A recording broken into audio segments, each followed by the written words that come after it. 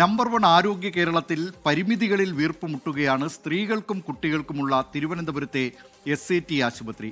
അടിസ്ഥാന സൗകര്യങ്ങളുടെ അപര്യാപ്തതയും വൃത്തിഹീനമായ അന്തരീക്ഷവും രോഗികളെയും കൂട്ടിരിപ്പുകാരെയും ഒരുപോലെ ദുരിതത്തിലാക്കുകയാണ് ഈ ആശുപത്രിയിൽ. നമുക്ക് പറയാനുള്ളത് ഇത്രമാത്രമാണ്: ആശുപത്രിക്കും വേണം ചികിത്സ. ആടിയുലയാത്ത കപ്പലിൽ പക്ഷേ ആരോഗ്യ കേരളം ആകെ മൊത്തം വെന്റിലേറ്ററിലാണെന്നാണ് ആക്ഷേപം. തിരുവനന്തപുരം മെഡിക്കൽ കോളേജ് ആശുപത്രിക്ക് പുറമെ സ്ത്രീകൾക്കും കുട്ടികൾക്കുമായുള്ള ശ്രീ അവിട്ടം തിരുനാൾ ആശുപത്രിയിലും സിസ്റ്റം തകരാറിലാണെന്ന് പരാതിയുണ്ട്. അതൊക്കെ ശരിയാണോ? പരിശോധിക്കുകയാണ് ഞങ്ങൾ.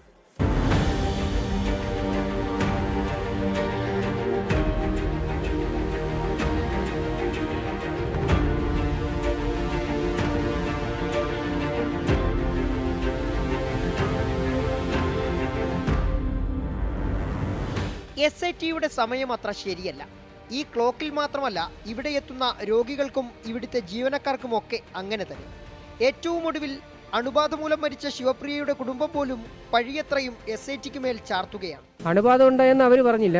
അസിനറ്റോ ബൈറ്റർ എന്നുള്ള അണുബാധയാണ് ഉണ്ടായെന്ന് റിസൾട്ടിലൂടെ എനിക്ക് മനസ്സിലായി. അങ്ങനെ ഞാൻ അവരോട് ചോദിച്ചു, അസിനറ്റോ ബൈറ്റർ ആണോ എന്ന് ചോദിച്ച സമയത്താണ് അവർ പിന്നെ ഓന്ന് സമ്മതിക്കുകയും ചെയ്ത്. എല്ലാ കാര്യത്തിനും കാലതാമസമാണ് ഏറ്റവും വലിയ പ്രശ്നം. ഈ 4 ദിവസം കൊണ്ട് എവിടെയൊക്കെ കയറണം അവിടെയൊക്കെ കയറിയിട്ടുണ്ട്. ഇപ്പോഴും എവിടെയാണ് ഉണ്ടായത്. പിന്നെ ഞങ്ങൾക്ക് അതിൻ്റെതായ ജസ്റ്റിസും വേണം. എൻ്റെ ചേച്ചിക്ക് ജസ്റ്റിസ് വേണം. ഇത്രയും ദിവസം കിടന്ന് എൻ്റെ ചേച്ചിയാണ് അനുഭവിച്ചത്. പക്ഷേ ആശുപത്രി അധികാരികൾക്ക് പതിവ് പല്ലവി തന്നെ: പിഴവില്ല. ലേബർ റൂമിൽ നിന്നും ഒരു അണുബാധ എന്നുള്ള രീതിയിൽ നമുക്കിതിനെ എടുക്കാൻ സാധിക്കില്ല. ഇവിടെ ഇനിയും നമ്മുടെ അഡ്മിറ്റ് ആയിരിക്കുന്ന രോഗികൾക്ക് യാതൊരുവിധ ആശങ്കയും വേണ്ട. എല്ലാവർക്കും വളരെ സുരക്ഷിതമായി തന്നെ നമ്മളിവിടെ ചികിത്സ തുടരുന്നതാണ്. അണുബാധയുണ്ട്, ലേബർ റൂമിൽ അണുബാധയുണ്ട് എന്നുള്ള ഒരു സംശയം ആർക്കും വേണ്ടതില്ല.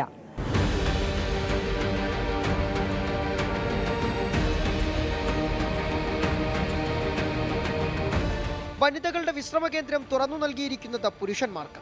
അവിടെയാണെങ്കിൽ ശൗചാലയത്തിന് കൊളുത്തുപോലുമില്ലാത്ത പരിതാപകരമായ അവസ്ഥ. ടോയ്ലറ്റിലൊരു നല്ലൊരു കുറ്റിയില്ല. ആ കുറ്റിയില്ലാത്തതിൻ്റെ വല്ല പലരും ടോയ്ലറ്റ് ഇരിക്കുന്ന സമയത്ത് അത് തള്ളി തുറന്ന് അകത്ത് കയറുന്നു. അതിരിക്കുന്നവർക്ക് ബുദ്ധിമുട്ടാകുന്നു. മറ്റൊരു കാര്യം, ദിവസങ്ങളോളം ആ വാഷ് ബേസിൽ വെള്ളം വേസ്റ്റായി പോയിക്കൊണ്ടിരിക്കുന്നു. ചെറിയൊരു വർക്കാണ്, പക്ഷെ അത് ഇതുവരെയും ശരിക്കായിട്ട് പൂർത്തീകരിച്ചിട്ടില്ല. അധികൃതരോട് പരാതി പറഞ്ഞാൽ മികച്ച സൗകര്യങ്ങളുള്ള സ്വകാര്യ ആശുപത്രികളിൽ പോകാൻ നിഷേധാത്മക മറുപടി.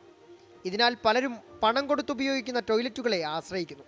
പരാതി പറയാൻ മടിച്ച മൗനം പാലിക്കുന്നു. ബാത്റൂമിൽ ലോക്കില്ല, വെള്ളം അവിടെ കെട്ടിക്കിടക്കുകയാണ്. പിന്നെ ടോയ്ലറ്റിന് അതിൻ്റെ അകത്ത് വെള്ളം ഒഴിച്ചാൽ അത് പോകില്ല. ആശുപത്രി പരിസരമാകെ മലിനം. ലഹരി ഉൽപ്പന്നങ്ങളുടെ കവറുകളും മദ്യക്കുപ്പികളും വരെ.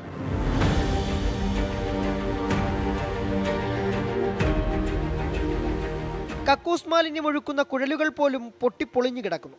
ആശുപത്രിക്കകത്തും പുറത്തും കാണാം എലിമാളങ്ങൾ. വാർഡിന് പുറത്ത് വരാന്തയിൽ കിടന്നുറങ്ങിയ കൂട്ടിരിപ്പുകാരനെ എലി കടിച്ചതും അടുത്തിടെ. എലിയെ പിടിക്കാൻ ഉഗ്രവിഷമുള്ള പാമ്പുകളുമുണ്ടെന്നാണ് പറച്ചിൽ. ചിലതിനെ തല്ലിക്കൊന്നുവന്നു.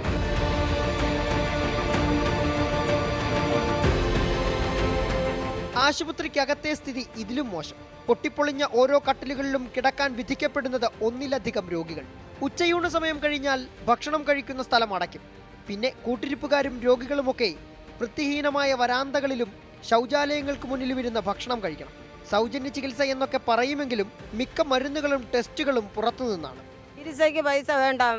രക്തം മൂത്രവും പരിശോധിക്കുന്നതിന് പൈസ വേണം. സർക്കാർ പദ്ധതികൾ പോലും അട്ടിമറിക്കപ്പെട്ടു. പ്രസവശേഷം അമ്മയെയും കുഞ്ഞിനെയും സൗജന്യമായി വാഹനത്തിൽ വീടുകളിലെത്തിക്കുന്ന മാതൃയാനം പോലെയുള്ള പദ്ധതികളാണ് അട്ടിമറിച്ചതായി പരാതിയുള്ളത്.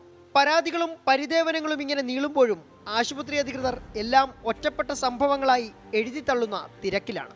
പരാതികൾ ആകെ മൊത്തം പരിഹരിക്കുക പ്രയാസം.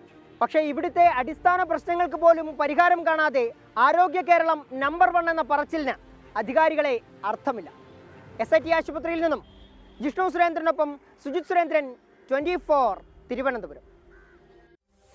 തിരുവനന്തപുരം SAT ആശുപത്രിയുടെ ഈ ദുരിതാവസ്ഥ അത് പരിഹരിക്കുന്നതിന് വേണ്ട നടപടികൾ അധികൃതർ സ്വീകരിക്കും എന്ന് പ്രതീക്ഷിക്കാം. കാരണം എത്രയോ പാവപ്പെട്ട രോഗികളുടെ അമ്മമാരുടെയും കുഞ്ഞുങ്ങളുടെയും ഒക്കെ ആശുപത്രിയാണ് തിരുവനന്തപുരം SAT ആശുപത്രി. അവിടുത്തെ ഈ പ്രശ്നങ്ങൾ ഉടനടി തന്നെ പരിഹരിക്കേണ്ടതാണ്. നിരവധി പ്രതികരണങ്ങൾ ഇതുമായി ബന്ധപ്പെട്ടും വരുന്നുണ്ട്. രവികുമാർ PB പറയുന്നു, ജനസംഖ്യ വർദ്ധിച്ചു വരുന്ന സാഹചര്യത്തിൽ സർക്കാർ ആശുപത്രികളുടെ അടിസ്ഥാന സൗകര്യങ്ങൾ വികസിപ്പിച്ചേ തീരൂ എന്ന്. സീന മുഹമ്മദ് പറയുന്നു, എല്ലാം ഒറ്റപ്പെട്ട സംഭവമെന്ന് അധികാരികൾ പറയുമെന്ന്. ആരിഫ് ഹാഷ്മി കുളത്തൂർ പറയുന്നു, ആശുപത്രി അധികൃതർ ശ്വാസം എടുക്കേണ്ടവരല്ല, ശ്വാസം നിലനിർത്തേണ്ടവരാണ് എന്ന്. ഇങ്ങനെ നിരവധി പ്രതികരണങ്ങൾ ഇതുമായി ബന്ധപ്പെട്ടും വരുന്നുണ്ട്. ലോകത്തെവിടെയായാലും ഏത് സമയത്തും 24 വാർത്തകളും ഓഗ്മെന്റഡ് റിയാലിറ്റി പാക്കേജുകളും എക്സ്പ്ലെയിനറുകളും വിശദമായി കാണാൻ ഞങ്ങളുടെ YouTube ചാനൽ നിങ്ങൾക്ക് സബ്സ്ക്രൈബ് ചെയ്യാം.